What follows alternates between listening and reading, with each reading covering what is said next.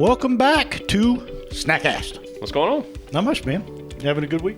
Yeah, it's all right. Good. So, something happened to you yesterday? What? Yeah, let's not talk about it. A little stress. A little parking lot incident that he has to deal with now. Yeah, fun. You know. So, anyways, we are continuing on our gateway drug series. Yep, gateway drugs are those drugs that you're supposed to take for a short period of time to get your act together, and one thing leads to another. Yep. And we become dependent / addicted / abused. When you look at the volume of these gateway drugs, I mean, we're talking multiples of billions. And while they're not supposed to be prescribed long-term, they are. And while they're not supposed to be taken long-term, they are. Yeah. So equal responsibility, patients and doctors, and pharmaceutical. So today's is laxatives. And I have to tell you, I know more about poo now than I ever have. I don't know how I got this one as the primary researcher. Because you're full of it. Full of poo. Dun. Yeah. So yeah, it's so why are laxatives potentially a gateway, right? If you're not having proper bowel movements, proper cycling of the stuff, you can probably point to a poor diet, very much a fast food diet. You could point to, I'll say exercise, but it's almost like mobility, just general movement, especially in old age. People become very immobile, and that's not good for the cycling. It amazes me what we don't know about the GI tract. Like, it's just amazing to me. Yeah. I mean, we have so many illnesses that relate to our GI that it's just, and we've talked about it, 70+% of your immune system is in your GI. Yep. A lot of your mood hormones are generated in the gut. Yeah. I mean, I know we're talking about poo, but I mean, what can you learn about looking at your poop? Probably quite a bit. I look at mine every time and analyze it. I'm not kidding. It's a window to the soul. Yes, it is. To let you know how your body's doing. So, all right. So let's do a quick crash course on, because laxative is really kind of a broad term, I just learned. There's multiple types. Okay. Right? Bulk forming, that is one type. And if you remember from the book, Lies My Doctor Told Me, he talked about they actually put like plant material, pulp, and that's what these are. Okay. Right? One of them technically is called, and I'm going to mispronounce this, Ispagula husk. Okay. And it's literally the byproduct and husk material from these like flowering plants. They look almost like wheat, but they have little flowers at the top. The second one is osmotic laxatives. It is exactly what it sounds like, osmosis. Mm-hmm. It literally pulls the water out of the body into the gut. Into the bowel. Right. Stimulant laxatives. These are the ones that make the muscles gyrate, twitch, kind of helping to soften it up and make it more passable. Softener laxatives. These, they do the same as osmosis, but instead of pulling water from the body, it takes hydration water and helps it infiltrate the poo.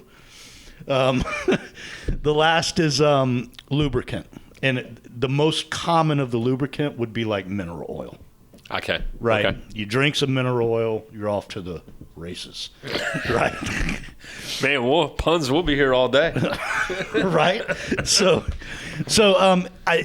deep dive, like the bulk forming, that's your Metamucils, your Citracels, right? Your osmotics, that's your Dufalac, Miralax, and Go Lightly. Your stimulants, and we've heard these names, right? That's the only reason I'm shouting them out. The stimulants are Dulcolac, Senecot. The softeners, believe it or not, peanut oil as an enema. Ew. Yeah. No, thank you. I'm allergic already. Well, imagine doing that. Right. And then another one, the softeners, is, of course, X-Lax, right? We've all heard of that one. So that's your like nickname, right? Mine. Listen, I analyze, I properly consume best I can, and I am very regular. I'm like a golf club grandfather clock in the corner, man. I can tell you when. But so yeah, I in all fairness, I've never struggled with this, so it really was interesting to kind of learn the different types and learn how they react differently, right? But it's a early warning sign for what would be major illness, right? And I imagine if you're constipated all the time and you're popping these, it's kind of like acid reflux. You're popping Tums. If you're constipated all the time, you're popping. Well, and this is like the snowball gateway drug, right? That almost, it seems, the more you take it, the more you want to take it, because generally speaking, I think it is fairly quickly relief. Anywhere from hours to a few days. Mm-hmm. And if you're battling that, I have to imagine it's uncomfortable. There's both sides of that equation, right? Where the one side of the equation is you go often and it's either painful or it's surprise, right.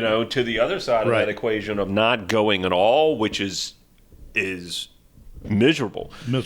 Now, there are, getting back to, lawsuits and things, Miralax used to be the go-to for especially for pediatrics, and I think that there's tons of lawsuits with regards to Miralax. And its effect in the whole, when I read children. that one, Osmotic, I was like, gosh, pulling water out of other parts of the body? Right. Your body is sustained in large part by water, and I can't imagine that internal dehydration is healthy, Right. So, I mean, we're just, like I said, we don't know so much about the GI and what's going on there. Right. I mean, I would largely imagine that we're guessing, but if you continue to take these things, you got probably absorption issues. Right. Your vitamins aren't probably being properly digested.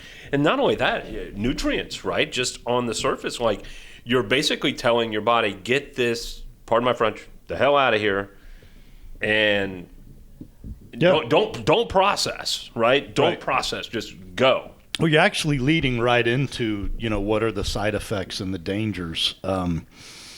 And the primary one, obviously, is just general abuse and what abuse can lead to. You mentioned it. Mineral absorption, it can screw with your electrolytes, right? Dehydration becomes an issue.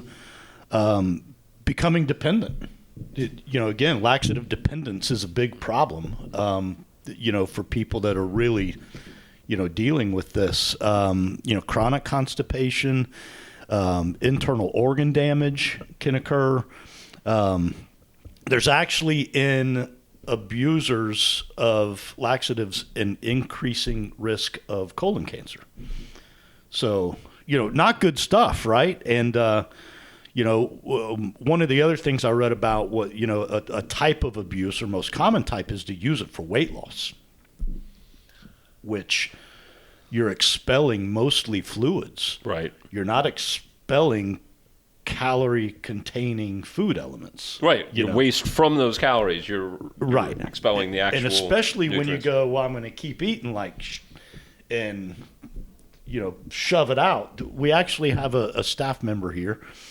She will go nameless because it's somewhat personal, but she has a family member that is anorexic. Mm-hmm. And when this individual does choose to eat, she will often follow it with a laxative because she doesn't want it staying in her body very long.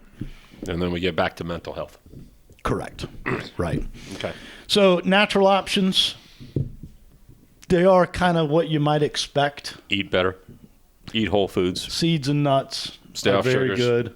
I can tell you personally that pecans, dear Lord, man, they just rent space for about 30 minutes. But pecans are very good. Natural oils, olive oil, flaxseed oil, that kind of stuff can help. Proper hydration, right?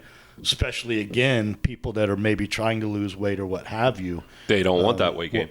unintentionally dehydrate. Right. You know, Foods probably that have tons of water in them. Right. You know, naturally. well, you know, one of them on the list was cabbage. And I thought to when I eat cabbage, and yeah, I have that reaction, you know, but it is a high water content vegetable, you know. I imagine elimination diet when it comes to constipation, especially, Right. is something that should be looked at. Right. So the other one you mentioned, gut health, is probiotics. You can get that through a variety of different yogurts and what have you. And obviously beans. We all know that. Beans are good for your heart. Yeah. So I don't know why tale. we'll close it out. In doing my research, Dave Barry is apparently a comedic novelist and author. And he warned, he said, you ready for this? This is good. Because we just did sleeping pills. Mm-hmm. He said, never under any circumstances take a sleeping pill and a laxative on the same night. There you have it. Words to live by. Words to live by. I don't think we're going to ever have anything more profound on this Snackcast. Right. So, for real, guys, laxatives, they can be a gateway. Make sure you're not abusing them and using them only for the right things. Get your diet right. Move around. Get mobile. Questions, comments, concerns, hit us at snackcast@yes.fit. Stay moving. See ya.